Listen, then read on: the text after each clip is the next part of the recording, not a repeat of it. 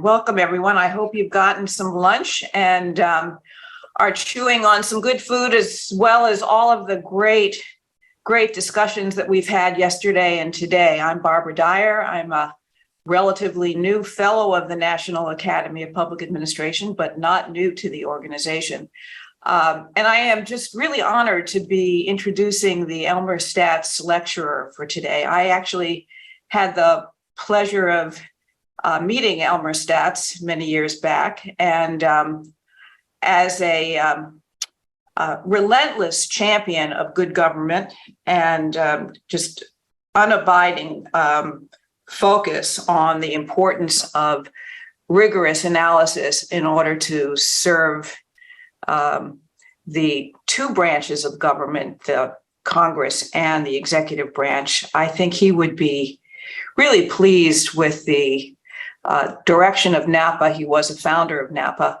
And with this conference these last couple of days, I think it's also quite fitting that Tom Kochan, my colleague at MIT, is here today to be our Elmer Staats lecturer, in that Tom's attention to rigor and analysis in the service of society is also unrelenting. And he's a fitting speaker for today. I just want to reflect a little bit on yesterday and today. Yesterday at the NAPA headquarters, we had a wonderful opportunity to be updated on the various strategic initiatives and panel studies in the last year and those that are going on into the future.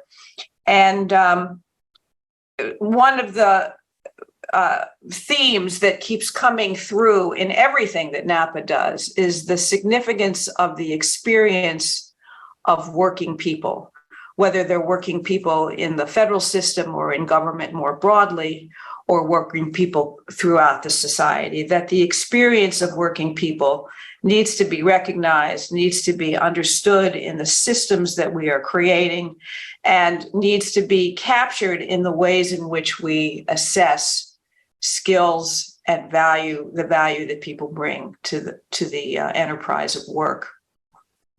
That was really reinforced this morning as we heard from the mayors and their broad visions and sweeping actions in creating 21st century cities in Chattanooga and Pittsburgh, and even more so as we heard from the last panel, and the focus on the role of automation and the structure of incentives that tends to drive more of an emphasis on capital as opposed to labor, and the struggles that we have in that imbalance of incentives that make it more difficult to really appreciate and understand and value the experience of workers.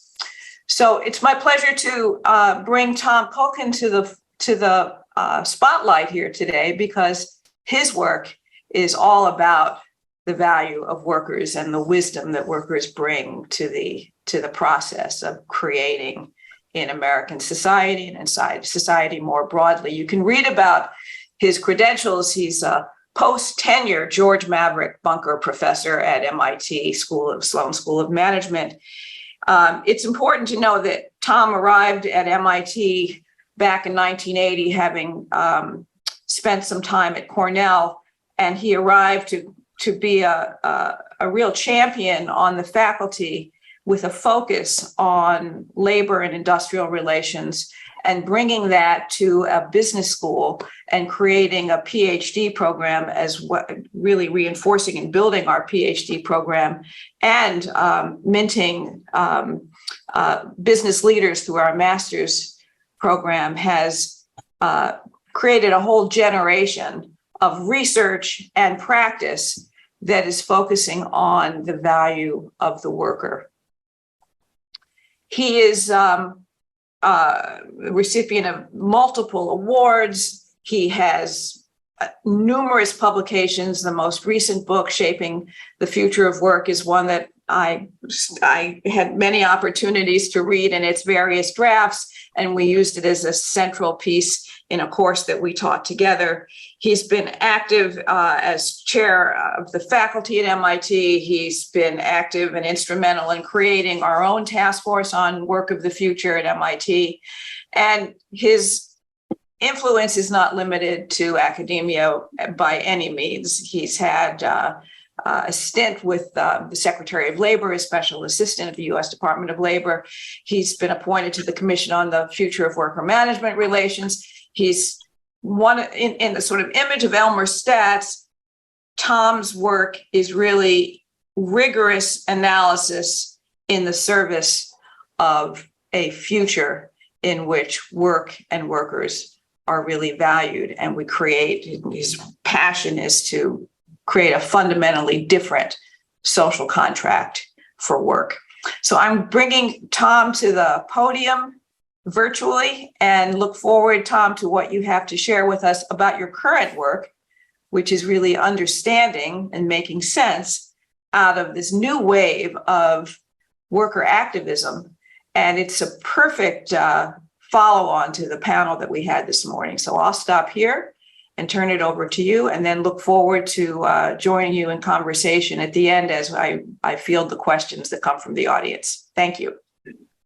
First of all, Barbara, thank you for that introduction. I'm delighted to be participating in this session with the National Academy. It's really an opportune time to talk about what's happening in the world of work, and particularly what's happening at this really critical moment and exciting moment where there's so much turmoil going on in the world of work, particularly as workers speak up and start to exercise efforts to gain a stronger voice at work. And this has very strong implications for government leaders.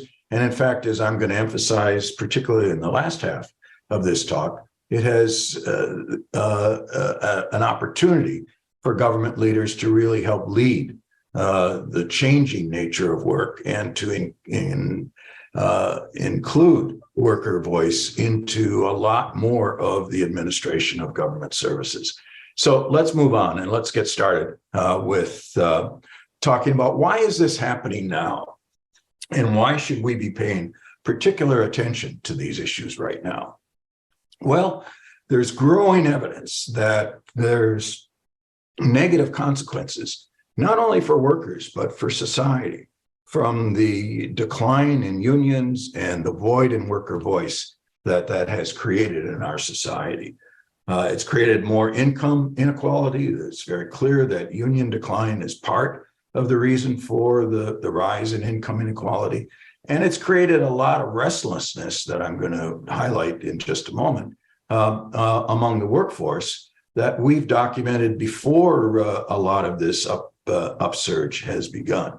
And so we're in a particular historic moment. Whether this turns out to be just another flash in the pan that comes and goes as the economy changes, or whether this is really a moment where we can reestablish a 21st century set of processes for bringing workers' voice into decision-making in organizations that is good for them, good for the organizations, and good for the economy and society, is really a matter of some debate and some uncertainty. So it's up to all of us to understand it, number one, and then number two, see how we can encourage it to continue in ways that are constructive for all. So let's look at some of the things that have driven this change so we can move on. We have created a network of researchers around the country to study this. Partly as this upsurge began with Amazon and other places, but even before that, when we said that we need to really do much more research on this. And so we've done this, created this worker empowerment research network. We're doing it in cooperation with the Department of Labor, and we're seeing if we can't really move forward to understand it. So let me just summarize in the next slide what we're doing in this network. First, we did what we call a landscape review, and that's just simply another way of describing the current range of activities and the current forms of organizing that are going on. We've done worker surveys in 5 key industries where there's a lot of activity, and we're just about to start analyzing that. We've summarized and surveyed the experiences of union organizers out in the field over the last several years. We've spent a lot of time interviewing business executives to understand their views. And then in about a month, we're going to hold our first meeting that brings these parties together to talk about what does it mean, bringing union leaders, worker advocacy groups that are organizing in ways I'm going to talk about that aren't necessarily traditional unions under collective bargaining, along with business executives and leaders from the Labor Department and other parts of the federal government. So that's what we're doing, and that's the basis for what I'm going to be talking about here as we move forward.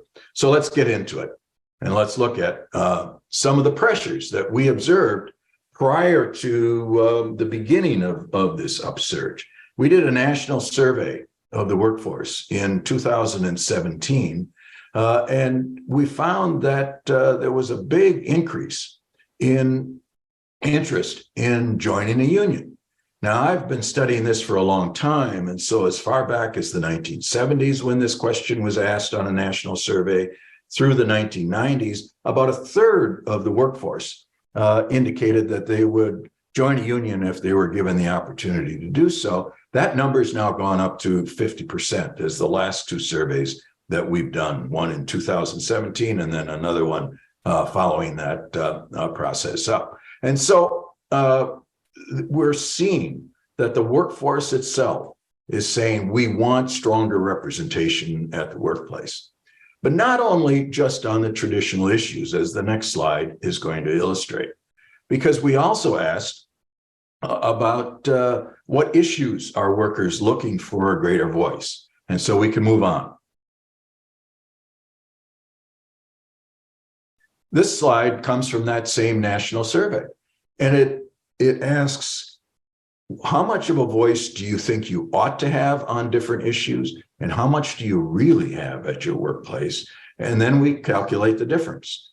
And you find that a majority of the workforce, over 60%, are concerned that they don't have enough voice on traditional issues like wages and benefits and promotion opportunities and so on, but also on a wide variety of other issues: respect on the job, concerns about abuse and discrimination, the effects of technologies and how they're playing out at their workplace, and even the values that the firm or the employer stands for, or when they observe that they have these espoused values, but maybe not carrying them out in practice.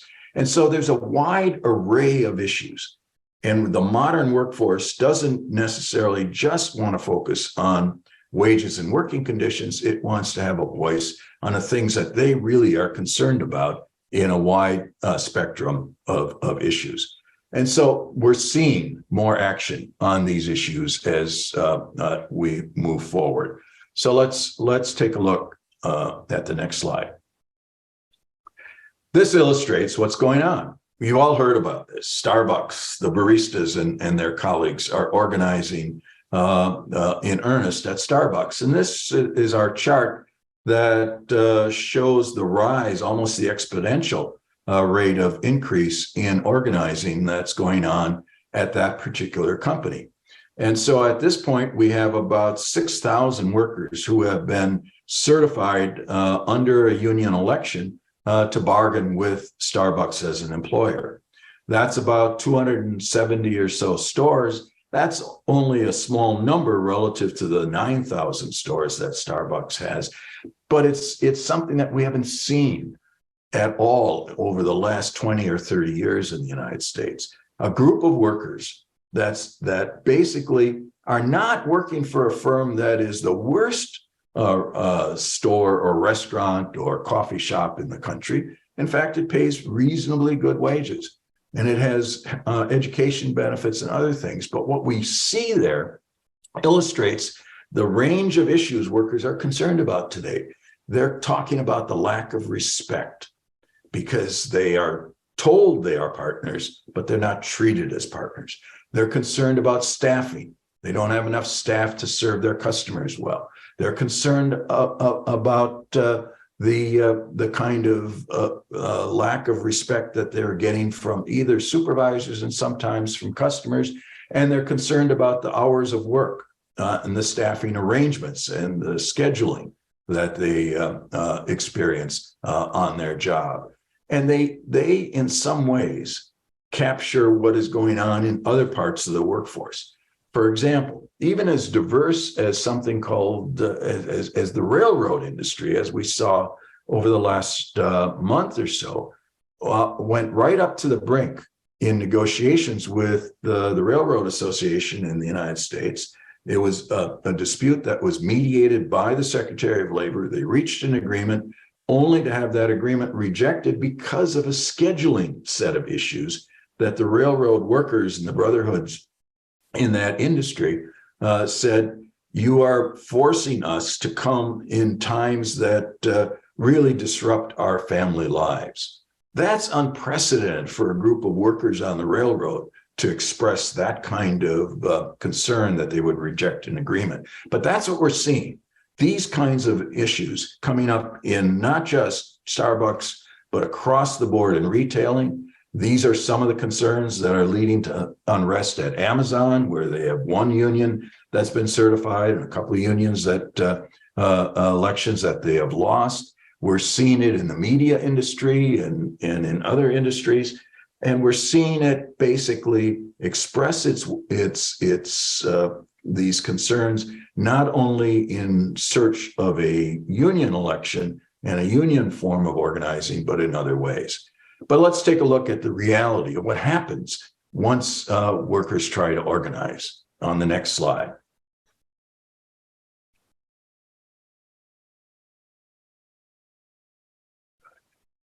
The reality that workers face is that there's enormous resistance from companies, not only Amazon, not only Starbucks, but the vast majority of employers still have a knee-jerk resistance to unions and go all out to use every angle under the law to delay the process, to communicate strongly with captive audience speeches, as they're called, required meetings with supervisors and managers, telling the workers why unions are a terrible idea.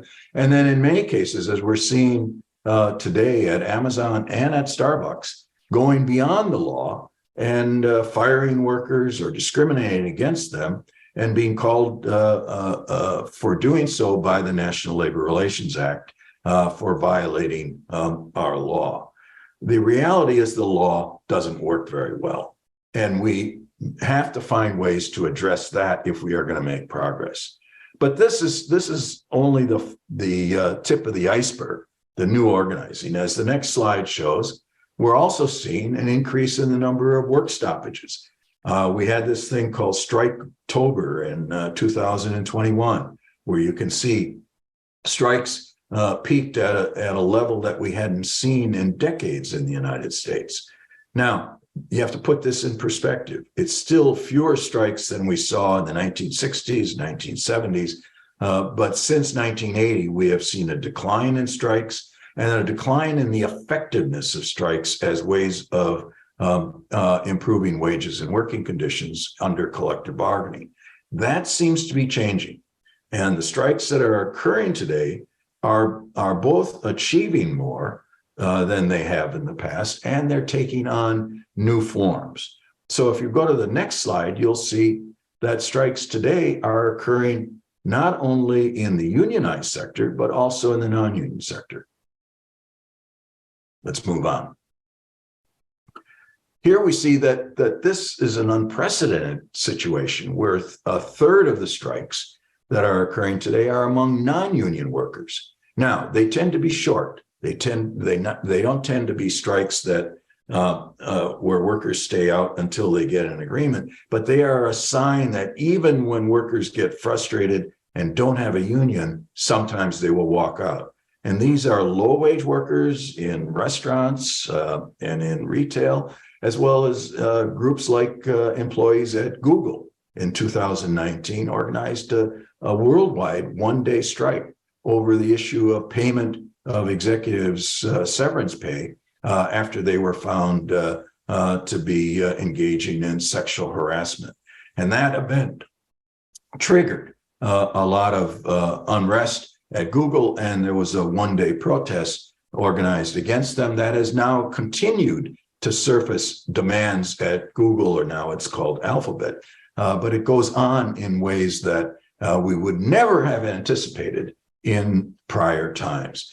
So strikes are changing, not only where they occur, under what auspices, but again, the issues are broader. We had a major strike in the big casinos at Marriott hotels about 2 years ago over technology and over how workers and their unions could have a larger role in decision-making at earlier stages of the technology development process so that they could really influence how technology was going to be used in their organization to improve the quality of work as well as to improve productivity and innovation.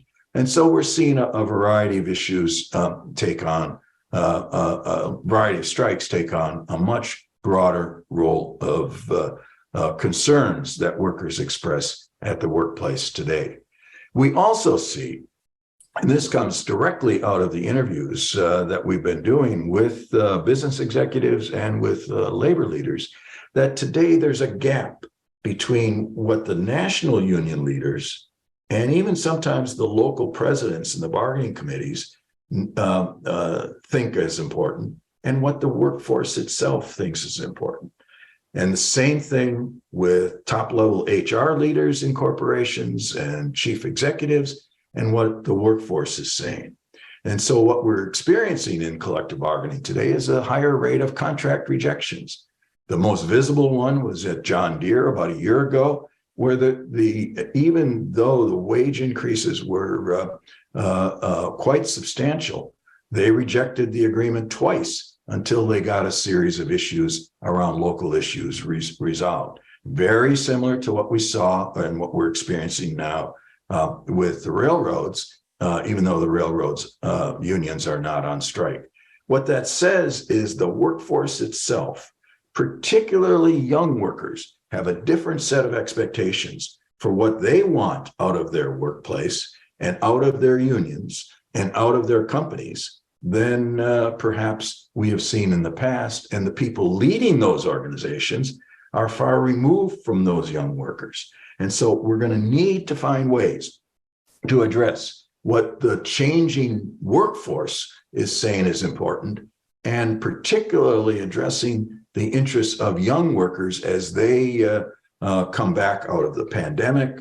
They're more concerned about work and family issues, as we all know. They're more willing to move across organizations than they even were before.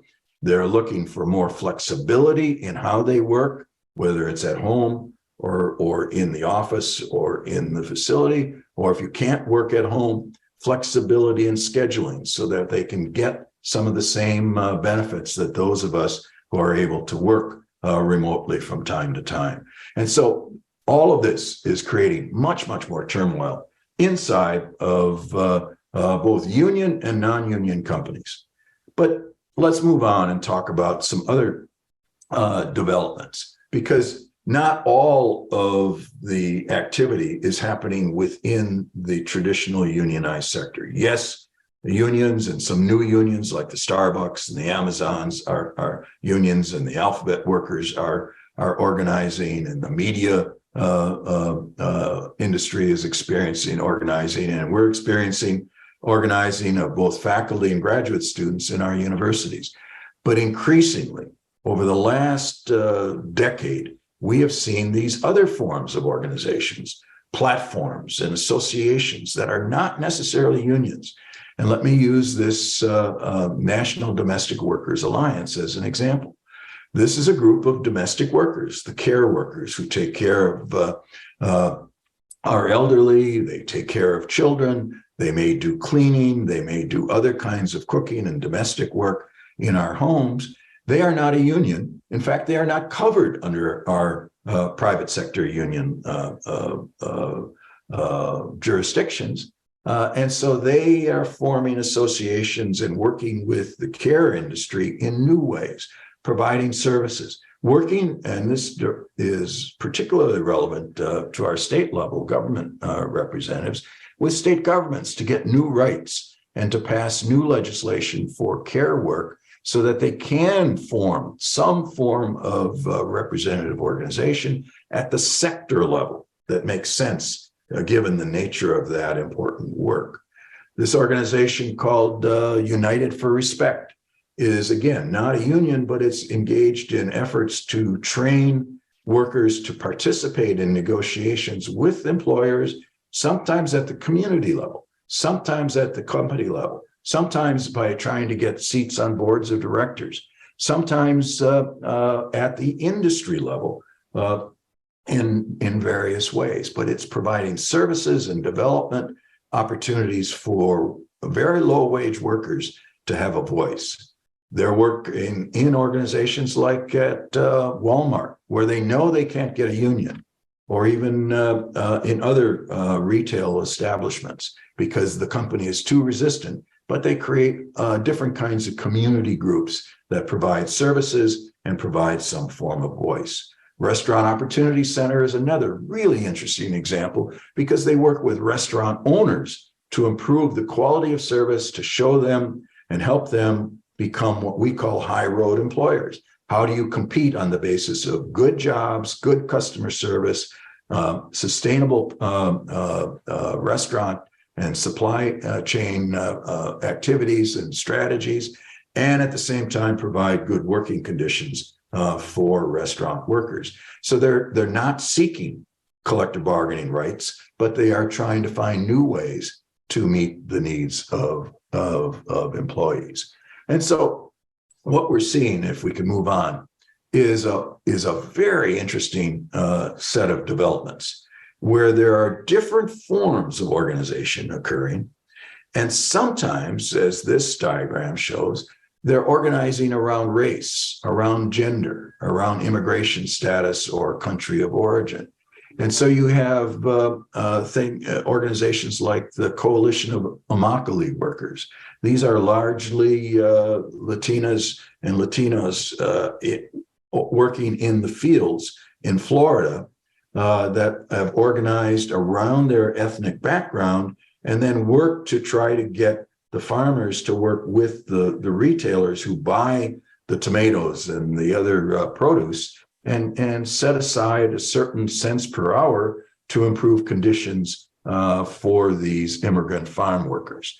We see a group called Resilience Force, which goes into situations like we have just experienced in Florida and work with to rebuild and to clean up the areas. And they work with local governments, they work with the federal government through FEMA, they work with the construction industry in those locations, but they bring an immigrant workforce to bear on addressing the residual effects of these terrible storms and circumstances. And so they're all forms of organizing today. We need to understand that today's workforce is diverse. Some will organize just on the job around their particular shared interests with other employees. Some will organize around their social identity. Some will organize in other kinds of ways. And we need to find ways to understand all of that. So this is what's going on in the country. It's happening in the private sector. It's happening in the public sector. It's happening with low-wage workers. It's happening with professionals, and it's particularly happening with young workers. So what does this mean then for those of us working in government? What does it mean for people in your academy and in your colleagues in the profession? Let's turn to that. First of all, let's start at the federal level, because we know, and I know all too well, as Barbara said, that we have tried to change our outdated 1935 labor law several times over the course of my career. Each time we fail because there's a deep-seated gridlock in Congress, an impasse between business and labor interests, and we can't get through that gridlock, and that carries forward to today. There's a bill that's passed in the House of Representatives called the PRO Act. It's not going anywhere in the Senate, and it's not likely to pass in any time in the foreseeable future. So that law continues to be at impasse. It's outdated. It needs to be fixed. Worker rights are not protected under that law. It's been well documented. I've documented some of that. My students have documented it, but my colleagues around the country have as well. And so we know that the law needs to be updated, but we just can't get there with the political impasse that we have right now. But the good news is that today there's much broader array of options being discussed than just fixing the organizing process under the existing law. More ideas about having consultation in our enterprises around works councils, as we see in Europe, which are consultative bodies, maybe board representation on company boards to get a voice at that level. Building new labor management partnerships to try to improve the quality of the labor management relationship, that we know that the partnerships produce a higher quality of results in terms of productivity and worker satisfaction than arm's length traditional collective bargaining. And so we've got to find ways to open up our laws to new options. But we're not going to get there necessarily in the short run. At the same time, there's an enormous, as many of you know, set of new initiatives in the federal government going on today.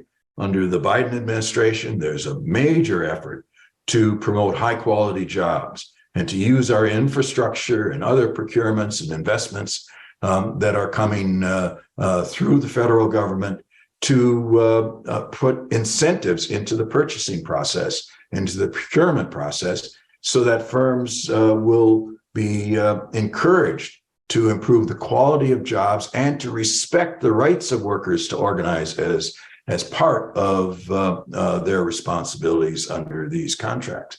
So this is happening in a number of different areas, and it obviously covers groups of professionals across the full federal set of departments, particularly those that are heavy in terms of offering contracts and service opportunities to the private sector. So this is an area where we can really work together to find ways to create better jobs and better experiences for workers out there than we have in the past without changing the law.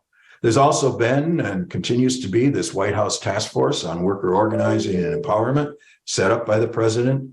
And the good news on this is, again, it involves not just the typical labor relations and labor department people, but there's about 70 different agencies that are working together to all look at what are they doing internally to improve the opportunities for workers to have a voice, either as federal employees or as employees in the agencies they contract with. And so there's a lot of initiatives going on in that area. And then there's another thing that I want to talk about, not only at the federal level, but at the state and local level. We call it co-enforcement and a more strategic approach to enforcing our laws, whether it's wage and hour laws, equal employment opportunity, safety and health, environmental requirements and regulations.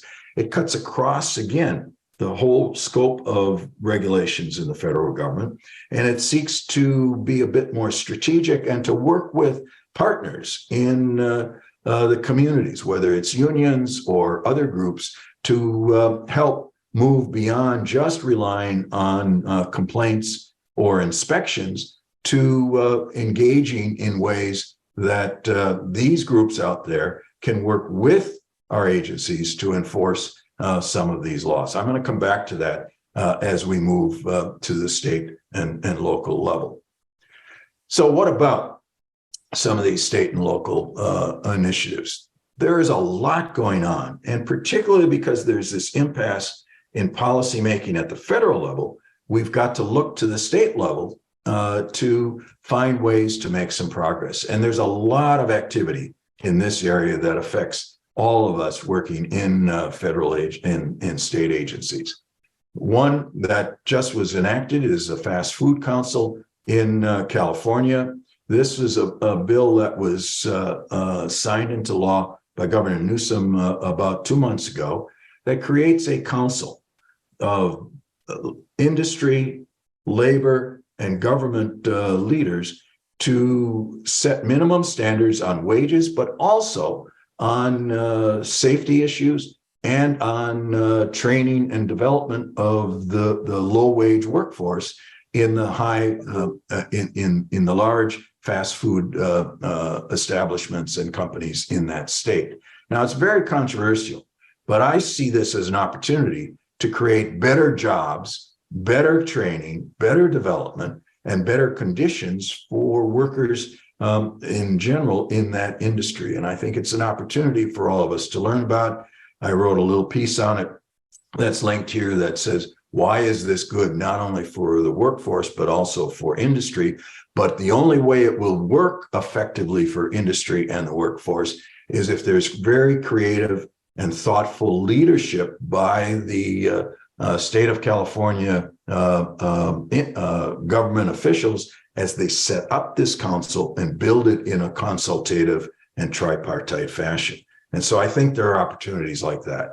And we see the same thing now in many locations around the country where there are local employment standards boards, largely working on low wage.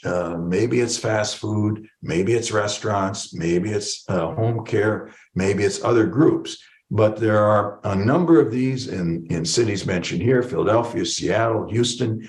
Many cities have set up their own government agencies to promote high quality work or to deal with workforce issues. And so at those levels, we all, again, are seeing the need to be well informed about what the workforce needs and how it can fit into local economic development, workforce development, and improving the quality of our communities.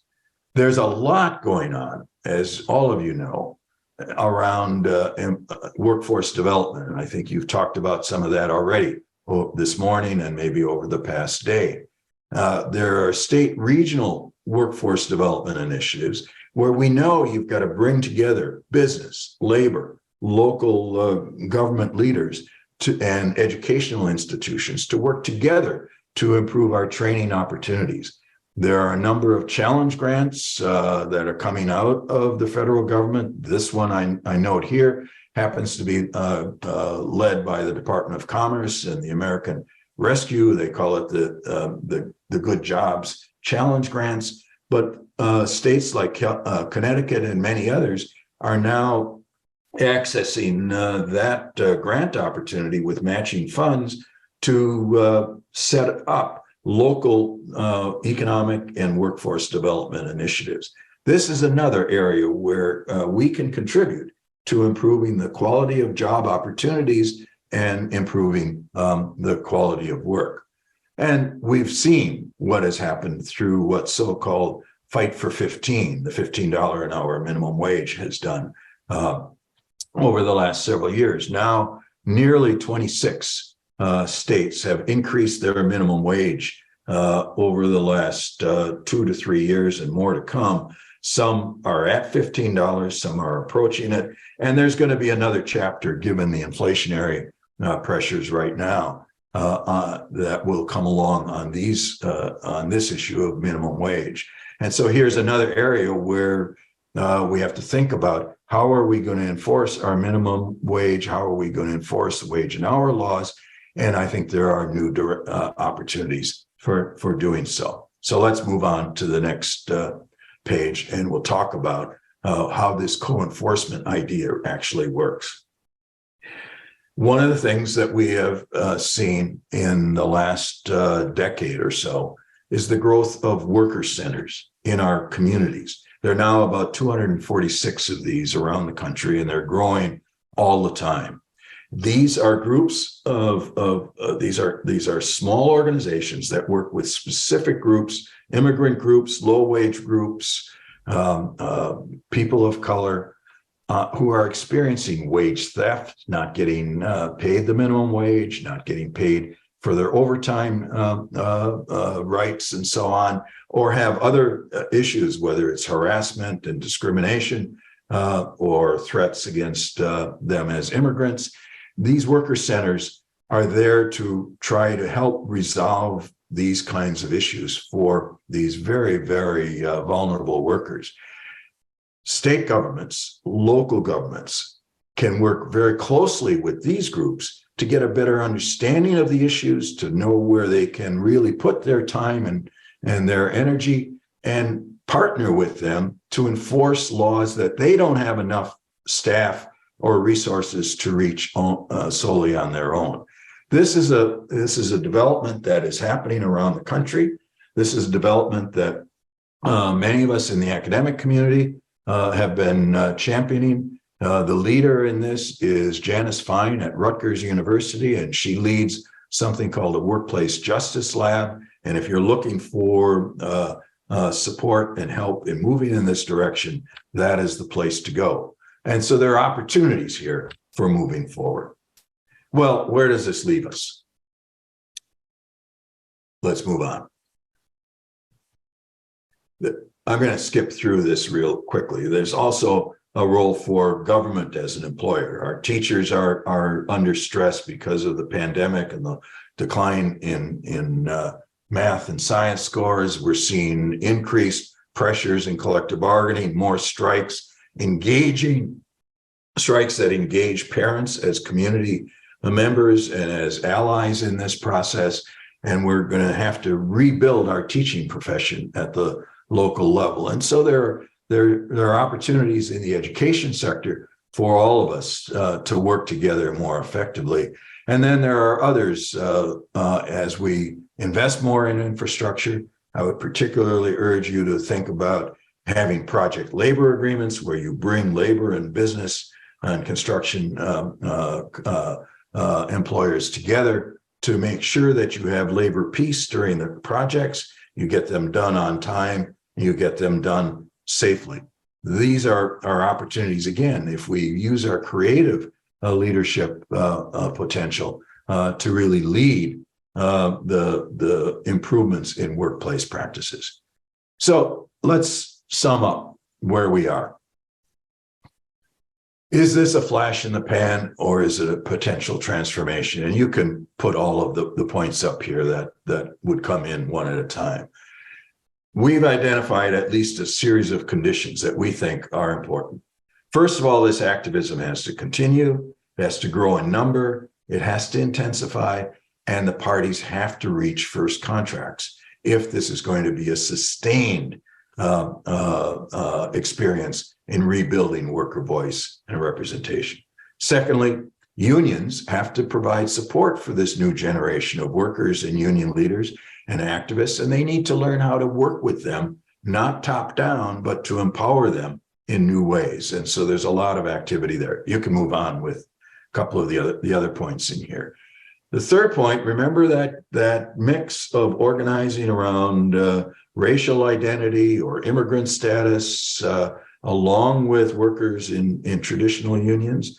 Well, we need to get these groups working together to mobilize in new ways that build on the social identities that people have, but also bring them into the workplace. We're seeing some very interesting developments like this in some cities, like the Twin Cities in Minnesota, where there's a lot of experimentation and cooperation across these lines.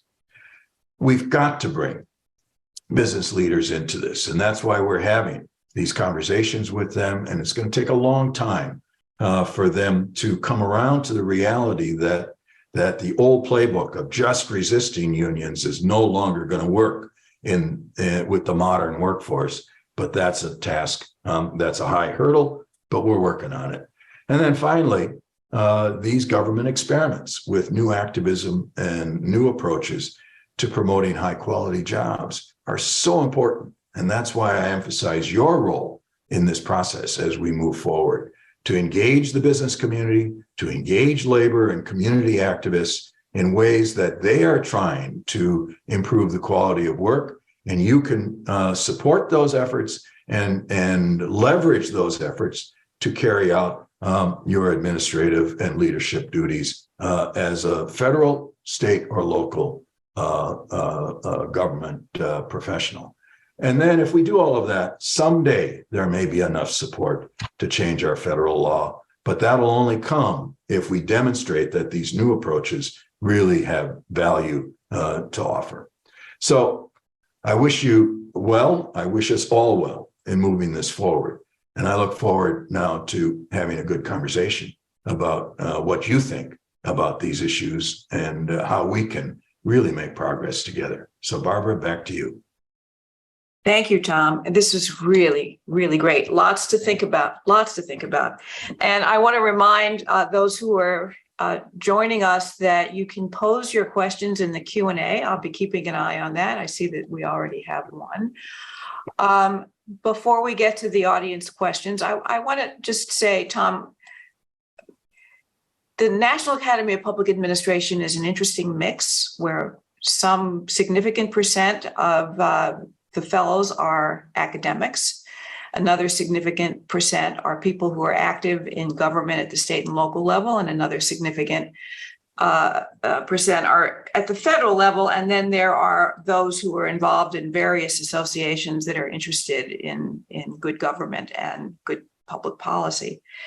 So starting with the academic audience, many of them are likely to be in fields of scholarship that are not really crossing with the work that you're doing through the Worker Empowerment Research Network, in that they're focusing on public policy at various levels. So is there, just sort of to set the stage, is there an opportunity for more collaboration across these fields in the academic world, and maybe NAPA can be in some ways a bridge?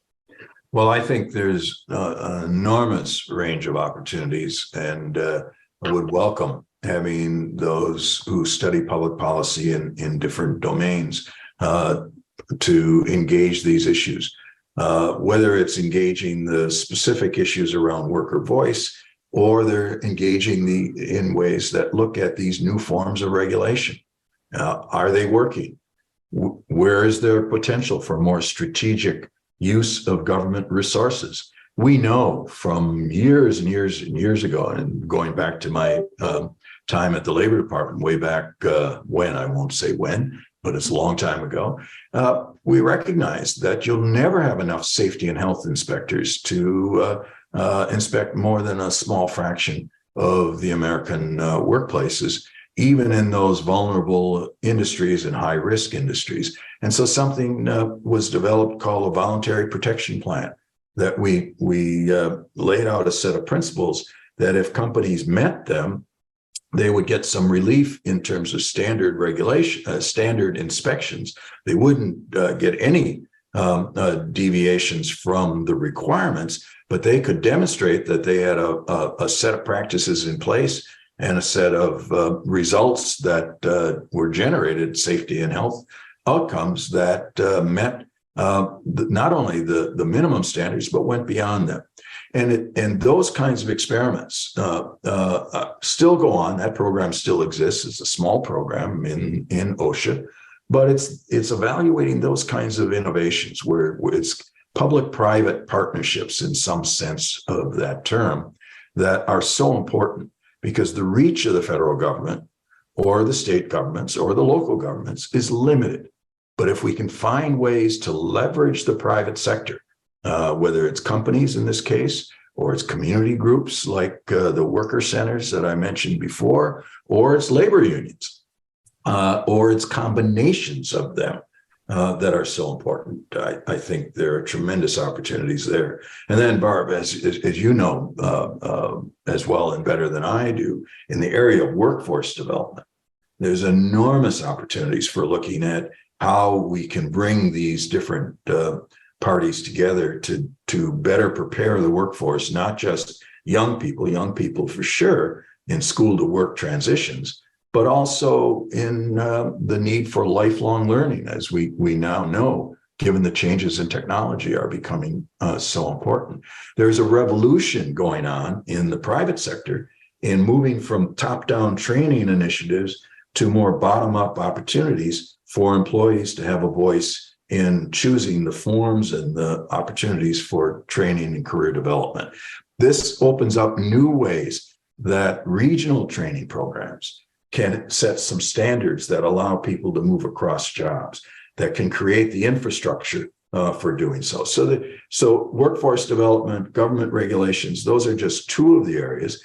And then there was a question in the Q&A about the federal government. Yes, there is renewed interest in organizing in the federal government. That had been dormant, and a lot of regulations had been loosened or repealed in the prior administration that are back in place now. And there's a need to create high quality labor management relationships in our federal government, and not just to go back to the status quo, but to work in partnership.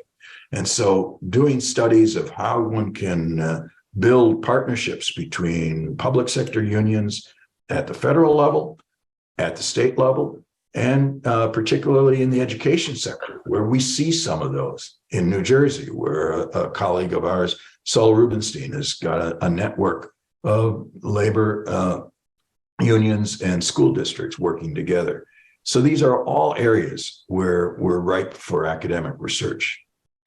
Great, thank you, Tom. There's was a rich discussion this morning with the mayors, and it kind of leads to another question by Anthony Sarkis in the Q&A.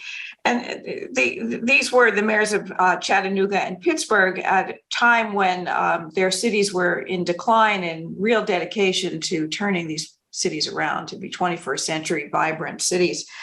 And the broad view of what the economy could look like and what an economic development strategy might be could not be formulated without considering the nature of jobs, the quality jobs. And so if you could talk a little bit about this in the context of economic development, particularly in places, as you know well, that have been experiencing some amount of decline, and how you would, if you were mayor in a city or governor of a state, how would you take advantage of so many of the resources that you've shared with us today in putting together a broader economic development strategy to that really emphasizes the value of workers but has enough muscle to it and a set of incentives that actually move things forward? Well, it's a really important question and issue. And I think it starts with the governors and the mayors recognizing that they have to be what we call in the training and literature, the system integrators. That is, they can't do it themselves, but they have the scope to bring business leaders, labor and workforce development leaders, educational institutions, whether it's the community colleges, vocational schools, the high schools, or the four-year colleges, together. All of those have key roles to play, but they often are isolated, or they're caught in their own legacy traditions. And so it has to start with the political leaders in these jurisdictions saying to these groups that I've got economic development resources, whether they're coming from the federal government, the state government, or we have some local economic development resources of our own.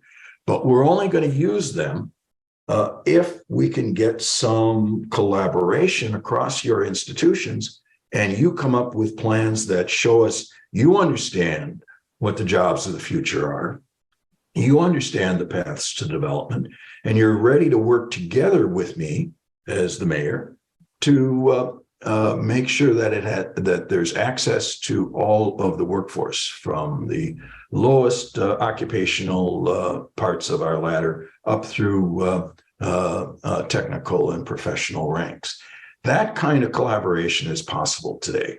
And the technology is available because we can use all these online resources that are out there that on edX or Coursera or other vendors of courses there are just thousands and thousands of courses out there, short modules as well as longer courses that can be stacked together in ways that help people identify, if I'm at this point in my career and my job, and I want to get to this point, here are the kinds of courses, training opportunities, learning opportunities that I'm going to need to move together, to put together to get there. And then I want to be recognized for it, having been there, and have an information system so I can put it on my LinkedIn profile, or I can put it into the employment service database and link the training and job development and learning to job placement and opportunities. So it's a vision that's needed. It's a coordinating role that's needed. It's an incentivizing that we're going to hold resources only for those groups that really meet these standards. And so I think that's the opportunity that's out there. It puts though an enormous amount of responsibility on the part of the individual to navigate such a system. Now, it would be wonderful if it were more navigable, that is, it were more clear and transparent and accessible.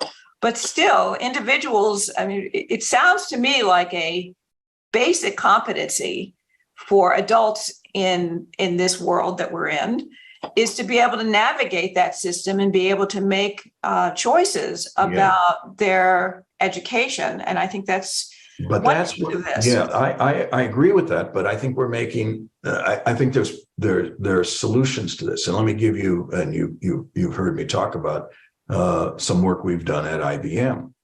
IBM has it's a company with lots of resources, obviously, sure, and it's a technology company.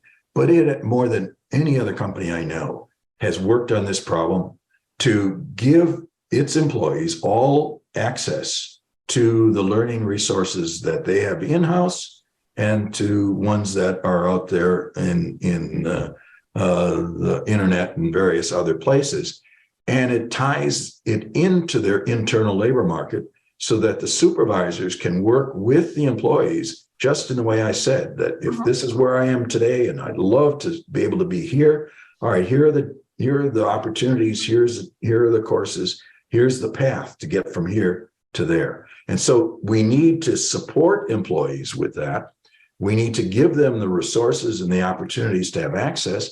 And then we need coaches. We need people who will guide them. And that can come at the company level, like in IBM. It can come at the employment service level, because the employment service and the U.S. Department of Labor has online career development and training paths and credentials that can be shared with the workforce. It can be done by union and company, as it is at Kaiser Permanente, as we know, where they have joint committees on training, and they have skilled counselors who are both company representatives and then some union representatives to build the confidence of people. So we need those kinds of intermediaries to help guide people and provide that kind of support. Yeah, and it also raises a question that the director of the Office of Personnel Management brought to us yesterday, and that is being able to, on the flip side, recognize when somebody has skills that don't necessarily appear in a more traditional credential. That is, how do we, on the other side, begin to value the experiences of working people and even understand what those experiences bring, if those experiences on first blush appear to be very different than what you would traditionally expect in, say, a tech job or any of the jobs that we've talked about. How do we develop a different kind of credentialing system that recognizes and values experiences differently? Yeah, that's where I think that has to be. We've tried to do that, as you know, several times at the national level, and it fails. Right. It has to be done at the industry level, because that's where the occupations and the industry needs meet.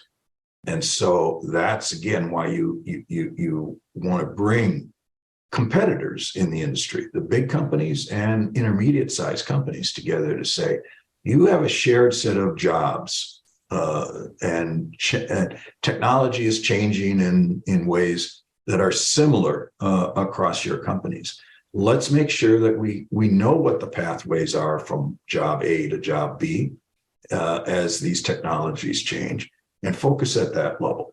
And that again, sometimes has to be done at the state level or at the community level. But I think we need much, much more work at the sectoral level on those kinds of things. And we've seen a little bit of that. Certainly that's what happens in the construction industry. And it has happened that way for well over 70 or 80 years with apprenticeships. They update those apprenticeship training requirements as the technologies change. Right now, we have an interesting thing going on with wind farms and renewable energy. It's a new set of occupations, basically, that the construction trades are working with the wind farm industry, at least in the Northeast, to say, here's what we need. Here are the skills we need to go out there in the water. It's dangerous. It's different. And we're going to be building these wind farms, and we're going to need to maintain those wind farms. And we're going to need to have a different set of skills, but they're not independent of the skills that electricians and some of the other trades have had. But we've got to update them. And so it's that kind of work. Yeah, we have a question from the audience. How can the U.S. Department of Labor grants and the American Job Center Network better connect with employers and employees to address the upskilling and belonging issues that you highlight? Well, I think I have enormous respect for the people in ETA and the Employment Training Administration. They are building. They're, I think, doing a good job with the resources that they have to write into their contracts some of these requirements, but they can't enforce them. There's no way from Washington that these grants in the American Job Center Network can be held accountable for meeting these requirements. So again, it goes right down to the local level. We ought to have people who are part of those grants, and particularly those who are matching those grants. That's where the leverage comes, I think. And so the mayors and the governors and their staff should be the ones who are really bringing employees and employers into that process and making sure that the skills that are needed are the ones that are being invested in, and opportunities are made for employees, and it's made in an inclusive way so that all employees can participate.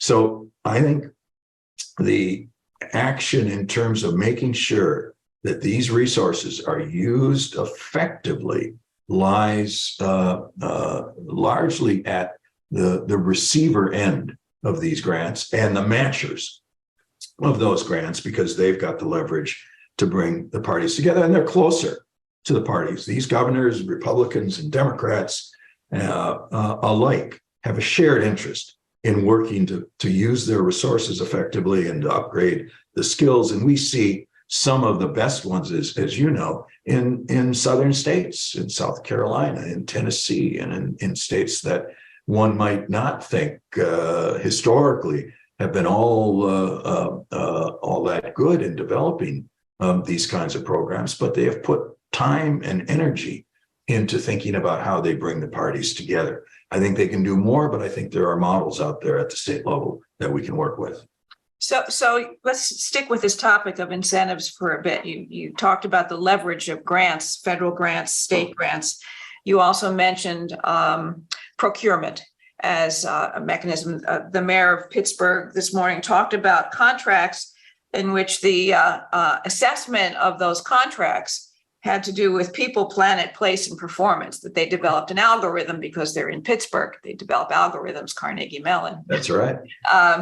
And evaluated contracts based on a set of criteria that had to do with people. So, but then another panelist this morning talked to us about the structure of taxation and the incentives that are built in that favor capital over labor. So we've got a lot of competing incentive structures here.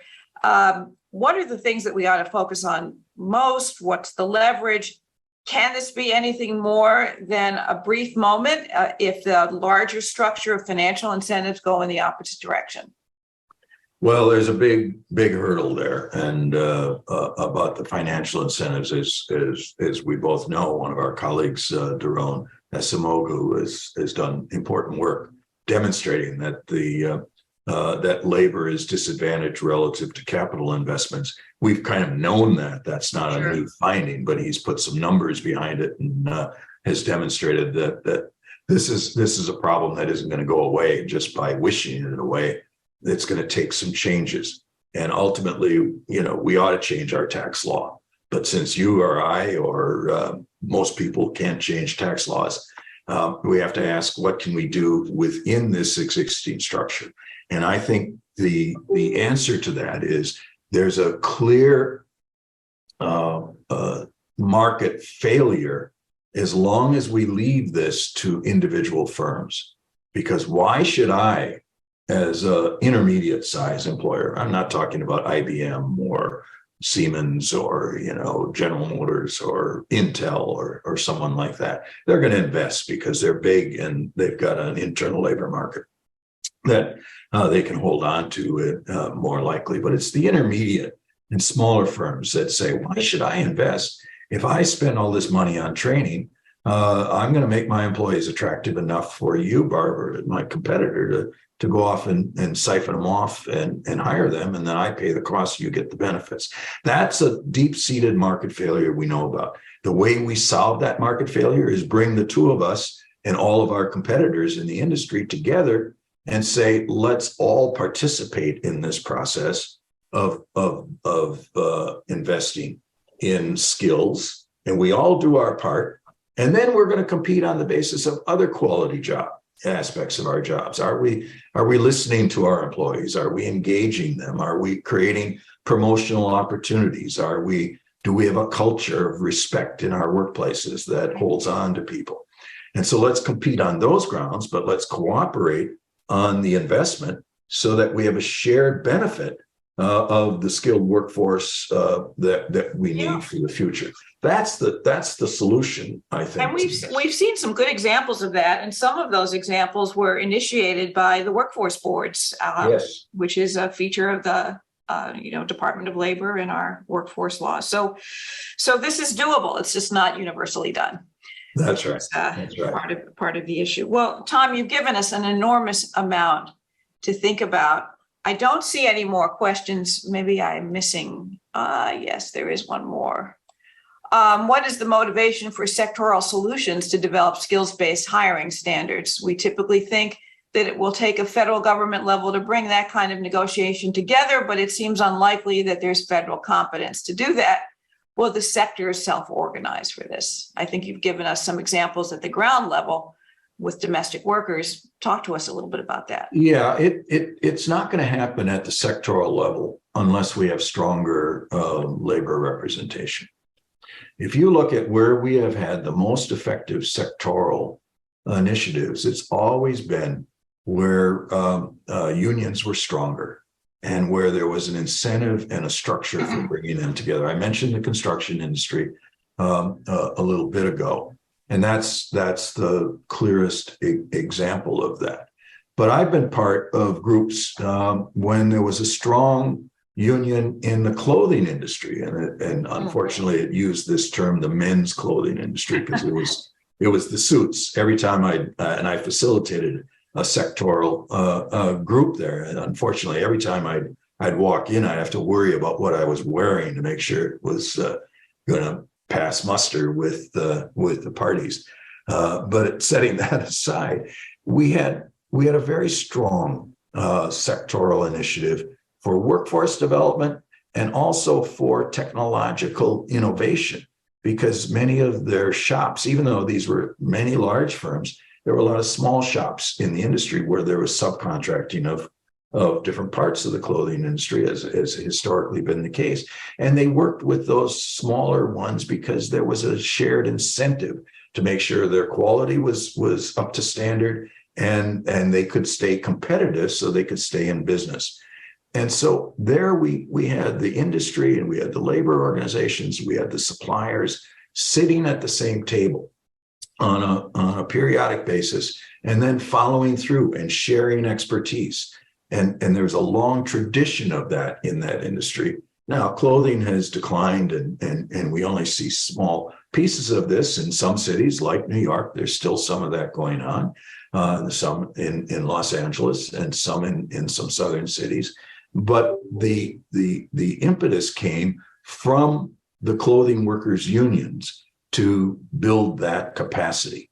And we've got to do the same thing. And I want to see the labor movement see this as a primary opportunity and primary area for putting their energy, for saying we can be the trainer, we can be a source of labor supply and providing the skills for the workforce of the future. And I think that's another way to do this. Now, we see it in some of the occupational associations, not just unions, but professional associations. You see it in the healthcare industry, where there are medical technicians and occupational therapists and so on.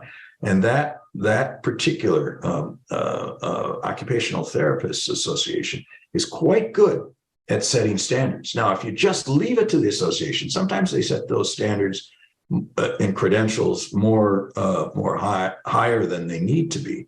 And there's too much of a push, for example, among nurse practitioners at the moment that they all should be PhDs. It doesn't make sense that everyone needs a PhD or a doctorate of some sort.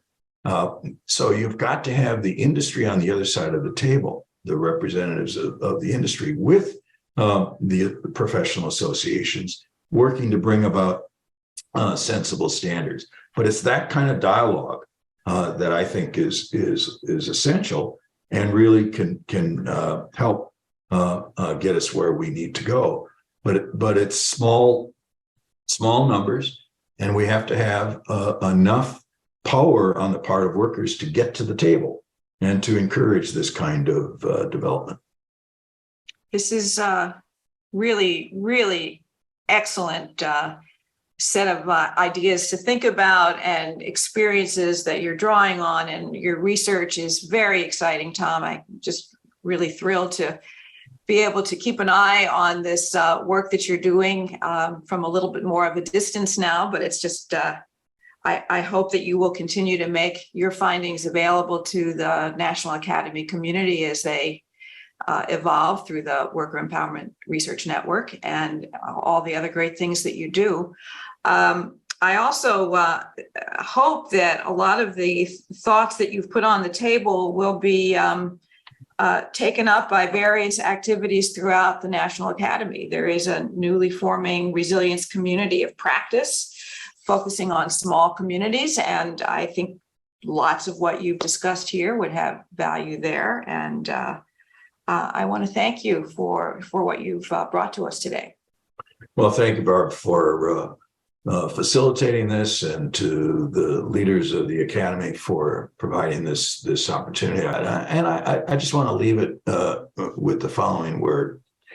The things we've talked about here today, and that you and I have worked on for decades, we think they're very important, but we are a small niche profession.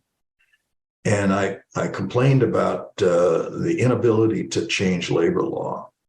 And largely that's because we don't have national discussions of these issues.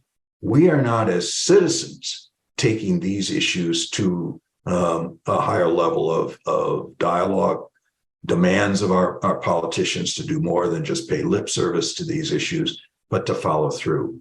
And I think as members of the National Academy, whether academics or people in the field and in leadership positions, in government, we have an opportunity to elevate this debate and these considerations to a broader audience. And so I would like everyone to be the ambassadors of these issues and take them to your communities, take them to your churches or synagogues, or wherever there are opportunities for forums to say, are we doing the right things? And can we do more to develop the workforce for sure, but also to listen to the workforce, because they are speaking with their feet through resignations. They are speaking collectively with their voices through these efforts to gain more influence in organizations, and they're meeting tremendous resistance. And so this is the only way we overcome that resistance is by having a national dialogue. And we can do our part, but I think everybody in our profession needs to elevate their voices and bring them together. And so I just want to encourage people to take this up wherever they can and help move things forward.